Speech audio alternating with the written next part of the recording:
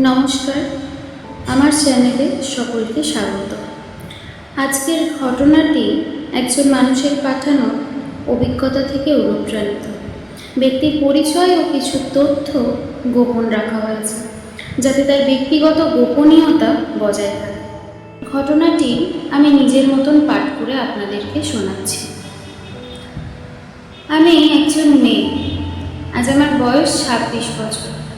কলেজে পড়ার সময় একটা ছেলের সঙ্গে আমার পরিচয় হয়। প্রথমে সব কিছু ভালো ছিল, ও খুব ভালো ছিল। আমার পড়াশুনো, আমার স্বপ্ন সব কিছুতেই পাশে থাকতো।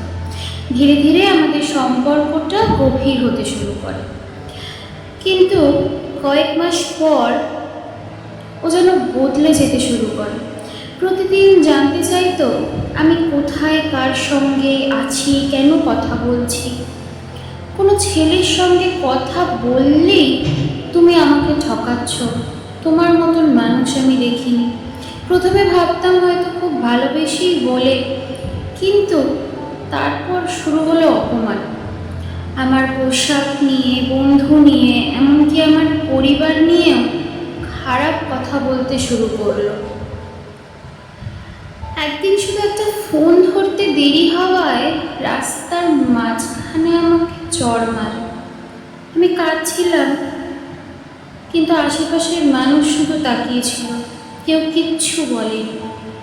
বাড়িতে ফিরে আমি বলেছিলাম পড়ে গিয়ে লেগেছে।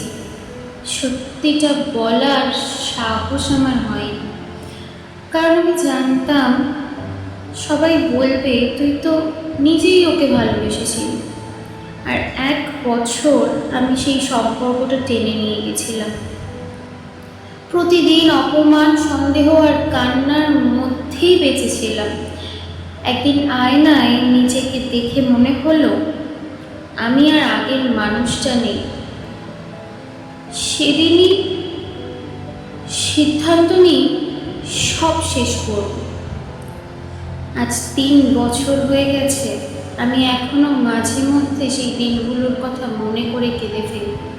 কিন্তু একটা জিনিস শিখেছি, ভালোবাসা কখনো ভয় দেখায় না, ভালোবাসা কখনো মারধর করে না, ভালোবাসা কখনো নিজের মানুষকে ছোট করে না। এই ছিল আজকে সত্য ঘটনা। না জানি কত মেয়ে এরকম সহ্য করে গেছে বা সহ্য করছে, কিছুই বলে উঠতে পারছে না। যদি আপনিও এমন কোনো সম্পর্কে থাকেন, তাহলে দয়া করে এটাকে ভালোবাসা ভেবে সহ্য করবেন না। নিজেকে বাঁচান, নিজের আত্মসম্মানকে বাঁচতে শেখান।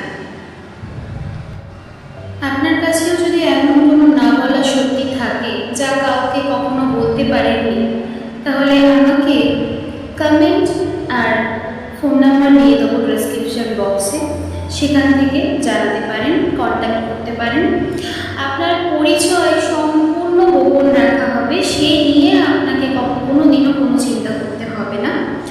আশা করছি এই সত্য ঘটনা আপনাদের মন ছুঁবে, এবং যারাই এই ঘটনার সঙ্গে নিজেদেরকে রিলেট করতে পারবে বা পারবেন, তারা অবশ্যই আমাকে আমার নাম্বারে যোগাযোগ করবেন, কথা বলবেন। দেখবেন কথা বললে মন ভালো থাকে।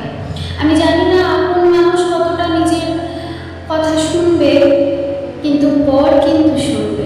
হ্যাঁ, অবশ্যই সেই পরটাও কেমন মানুষ হবে সেটাও কিন্তু আপনাকে যাচাই করেই নিতে হবে। এমনি এমনি বলে ফেললে হয়তো আপনি জীবনে হয়তো ফেলনা হয়ে যাবেন, বা নিজের জীবনকে হয়তো ফেলনা করে ফেলবেন। তাই আপন পর না ভুলিয়ে আসুন সবাই মিলে নিজেদের কষ্টগুলোকে বলে অন্তত হালকা হয়ে নিজেদেরকে এক ধাপ জীবনের সিঁড়িতে এগিয়ে নিয়ে যাই। যদি ভালো লেগে থাকে তাহলে শেয়ার করবেন, লাইক, কমেন্ট, সাবস্ক্রাইব করবেন। আর অনেক দিন হলো আমি আমার এই চ্যানেলটিকে কন্টিনিউ রাখতে পারিনি, কিন্তু এবার থেকে কন্টিনিউ রাখবো। প্রতি বুধবার সন্ধ্যে 6টার মধ্যে টেলিকাস্ট হবে বা আপলোড হবে বলতে পারেন। এই না জানা সত্য, মনের ভেতরে চেপে থাকা কষ্ট, অত্যাচার, সমস্ত কিছু ঘটনা। এবং প্রতি শনিবার রাত 12টার সময় আসবে ভৌতিক বা অলৌকিক বা কুসংস্কার হাস্যকরাচ্ছন্ন ঘটনা। যারা বলতে ইচ্ছুক বা বলতে চান অবশ্যই আমাকে হোয়াটসঅ্যাপে স্টোরি লিখে পাঠাবেন বা ভয়েস পাঠাবেন। আমি সেই ভয়েস ক্লিপ অ্যাড করতে পারি উইথ আপনার পারমিশন, উইদাউট কোনো